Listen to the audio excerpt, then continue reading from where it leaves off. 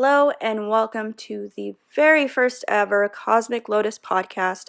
My name is Christina Hayse. I am the owner of Cosmic Lotus. We are an endometriosis awareness brand based out of Northern California. I am very, very excited to actually start this podcast. We have been talking about it behind the scenes for about 6 to 8 months now. It is so cool to actually have it go live. This podcast will be exclusively available on YouTube so that everybody has access to it, because not everybody has an Apple iPhone that can get the Apple Podcast. So I just wanted to make it available for everybody on every platform. So please remember to like, subscribe, hit the little bell thingy for notifications so you know when we have a new episode or when we start posting our vlogs, which we will be starting up very soon. And please leave comments. Feel free to leave any suggestions or questions, or just let me know how I'm doing down below. And yeah, so why we started this podcast? Well, I really wanted this podcast to be a way for us to connect on a more personal level. I wanted to share my story. I wanted to get stories of other women who are dealing with this disease. I wanted to be able to answer questions and basically just have a lot of fun on here. For this first episode, it is mostly going to be about me and an intro of what Cosmic Lotus is and how I turned the negative of being diagnosed with endometriosis into a positive of creating Cosmic Lotus. And just FYI, if it ever sounds like I'm reading from notes, I probably am. I guarantee you I am. And that's because of a little thing called brain fog. It's very terrible, happens to me quite a lot, and is probably why I'm saying a lot, and will continue. But I promise I will work on it. I will probably get better at it. So, yeah, again, my name is Christina. I am 27, currently married to my husband, Topher. We have 3 dogs, a German Shepherd and 2 Chihuahuas. We live in Elk Grove, California, and that's just a little bit about me. In the future, we'll probably go over things like latest research, tips, and tricks for dealing with endo. I will also go more in depth on my journey with endometriosis, and my husband, Topher, will most likely also be a regular on here because he is very, very passionate about raising awareness for endometriosis. He's been there with me through the whole journey. And he can also give this sort of spouse side of dealing with the disease, and we can talk about how you can make a relationship work with having a chronic illness like endometriosis. I'm hoping that this podcast will be your go-to for when you're trying to find someone you can relate to and find the answers you need. I would really, really love to be that person for you guys. I'm already having so much fun connecting with you guys on Instagram and Facebook, and this will just be another way we can sort of chat and feel like we're not so alone. And for those of you who don't know what endometriosis is, I can give you the almost textbook definition, which is basically where tissue similar to the lining of the uterus implants itself in places outside of the uterus. So what a woman sheds every month, basically. Those places where it implants can be the actual outside of the uterus itself, the uterine ligaments, the bladder, the bowels, the fallopian tubes, the ovaries, and many, many more places like the heart and the lungs, and the list goes on. It is often very painful. I cannot stress enough how painful it is. And it can only be diagnosed through surgery. There are no scans, no blood tests, or any of that to diagnose it yet. And there's no cure. An estimated 176 million women around the world suffer from this debilitating disease. That's 1 in 10 in the US and about 1 in 8 in the UK, with an average of a 10-year delay in diagnosis. And that's mostly because of misdiagnosis. You know, people get diagnosed for IBS or PID or just urinary tract infections instead of the doctors going above and beyond and finding out what the root cause is. Endometriosis is almost as common as diabetes is, which is kind of scary if you think about it. Now, my journey with endometriosis is a lot like many other women out there. I went most of my life always feeling sick, but no one could find anything wrong. I missed a lot of school. I used to play sports, and we obviously had physical education in school growing up, and I would have the hardest time doing any running because I would get sharp pains in my pelvic area, but I thought that was normal. I did miss a lot of school because of what I called were stomach aches, which looking back was probably more of pelvic pain than stomach aches, but I didn't really know how to describe it. And it didn't actually go with my menstrual cycle, and I had a pretty normal menstrual cycle. Most women that have endometriosis have irregular periods or heavy periods or spotting. I didn't have any of that. I had normal periods. So I'm sure all of that made it even more difficult to find a doctor that would be able to diagnose me with the correct issue, which was endometriosis. I ended up being diagnosed at the age of 21 after going in almost every month for a year for pain. Initially, I was diagnosed with a UTI, and the pain never went away from that, and they couldn't find a problem. And eventually, I talked them into doing an ultrasound. They found out that I had what is called a bicornate uterus, which is where there's a septum that separates the middle of the uterus, so it's actually heart-shaped instead of pear-shaped like it's supposed to be. So my doctor recommended that I go to my OB and talk to my OB about it. He was actually the one that said that I probably have endometriosis in that first initial visit. I was actually pretty lucky that it didn't take me as long as most women to get diagnosed. It was about a year from me actually starting to realize there was something wrong and getting a diagnosis. I am 27 now, and in the almost 7 years since being diagnosed, it has been a major uphill battle with the disease. I've had 2 surgeries to remove endometriosis, both called ablation. I'll go over more in detail what that is probably in a future episode. I have had 1 surgery to remove a polyp in my uterus, which is a growth that grows in your uterus. They can be very painful and cause a lot of bleeding. The procedure for that's called a hysteroscopy.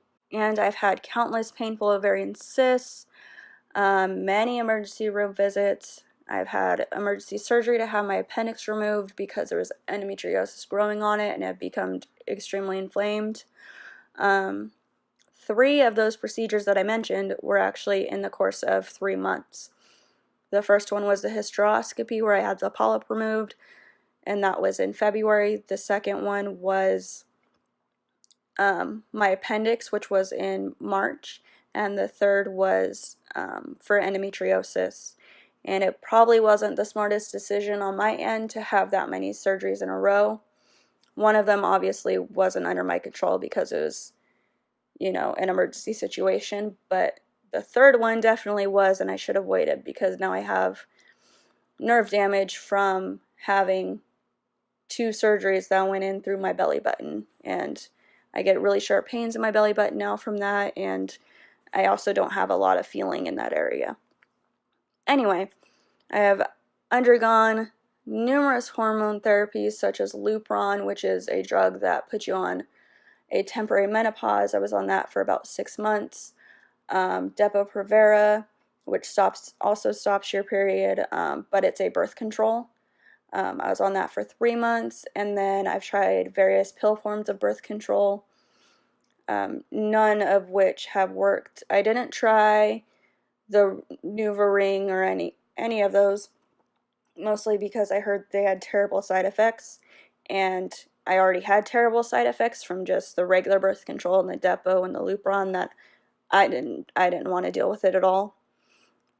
I have also experienced a miscarriage, which I actually hid from all of my friends and family for over a year. The only person I told was, I believe, my mom.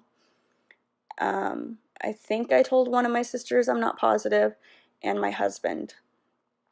My best friend didn't even know until a month before I told everybody else. I actually announced it on social media, which was probably a good idea on my end, mostly because I don't think I would have been able to tell people in person, because I was in such denial about it and it was so overwhelming for me. So yeah, what I'm doing right now for my endometriosis is I'm trying to maintain a healthy diet. It is very, very hard to do. There's so many diets you can do for endometriosis. A lot of what's really popular right now is the keto diet or going dairy-free, gluten-free. Been unsuccessful with those. I recently became a vegetarian, which has actually helped quite a bit. I have a little bit more energy and my inflammation's down. But I'm not 100%, still having almost the same exact pain. The pain levels haven't changed from that yet. Hopefully I start seeing a little bit of a difference. And cannabis. Cannabis is my only other means of treatment right now. I don't really believe in pharmaceuticals. That's just my personal preference. They usually make me feel pretty sick, so I kind of stick with cannabis because I don't really have any bad side effects from it. And I currently don't have health insurance anyway to go see a doctor. So I kind of have to figure out things on my own of how to manage endometriosis. And I am also waiting to have an excision surgery, but that costs about $20,000. And insurance doesn't cover it. Plus, again, I don't have health insurance. So we will definitely, again, talk about what excision and ablation surgeries mean in a future episode. I really do want to get to that because it is very important to learn the difference between the two if you do have endometriosis. So yeah, let's start talking about how Cosmic Lotus came about. It happened in about October of 2017. I went to go see a specialist for endometriosis. Found out that the surgery I need, which was the excision surgery, cost about $20,000. And it was also, coincidence, 6-year anniversary of my diagnosis. And I was in such a dark place after finding that out. I decided to quit my very stable job that had really good health insurance, that I'd been working at for 5 years, which was the county of Sacramento. It just got to the point where I was miserable at that place. I didn't like the job itself, and I was in pain. Being in pain, it's hard enough to get out of bed as it is, but to get out of bed and go to a place where you're miserable is even harder. And I made the decision that I was done, and I wanted to do something that would help myself and other women in the future, which was starting Cosmic Lotus.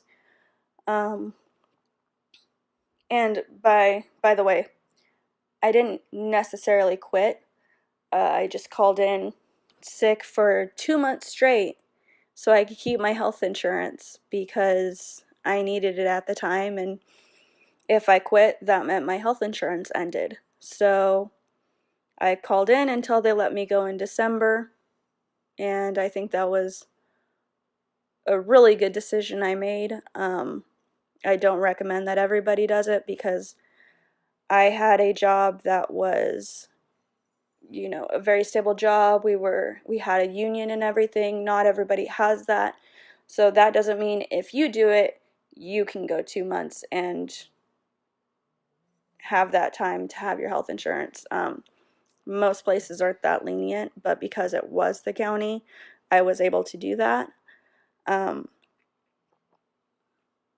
But yeah, I began Cosmic Lotus before they let me go. I began it in October. I had gotten $200 for my birthday and decided that that's how I was going to start the brand. I put it all towards printing shirts with the help of a friend who owns the brand American Cream. He's actually the one that kind of gave me the idea of starting the brand.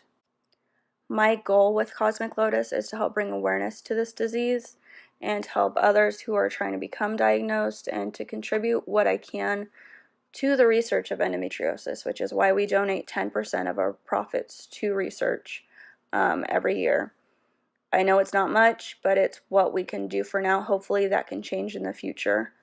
My ultimate goal, and to be honest, it's a little selfish, but I would like to be able to fund my own surgery. Also, I want to be able to fund surgeries for other women who can't afford it. Hopefully we get to be a big enough brand and have a little bit of outside help that we can do that in the future. And lastly, I am going to work myself to death from spreading awareness, because not a lot of women have this platform, and so many women are still being misdiagnosed with a UTI or PID or IBS, and it's ridiculous how long it's taking to get a diagnosis, and how many doctors are still so unaware of what endometriosis is, what the symptoms are, and how to detect it. And it's really sad to see. So even if we're a small part of what helps bring awareness and shed light to this disease, it will make me so very happy. Yeah, so I think that's going to be it for this episode. I hope you were able to learn a little something. Like I said, this was just going to be a little intro. We'll go more in depth in other episodes on various topics of endometriosis and a little bit of other chronic illnesses such as adenomyosis, which is a sister disease to endometriosis. So yeah, if you have anything you'd like us to focus on in one of the future episodes, definitely leave it below. I'll do my best to make sure it happens. And again, don't forget to give this episode a thumbs up, subscribe, and hit that bell icon. Thank you so much for taking the time to listen. Until next time, you can find us on our website, cosmiclotusco.org, our Instagram at cosmiclotus.co, or our Facebook at Cosmic Lotus Co, and my personal Instagram, Stina Lotus. I will link it all in the description below.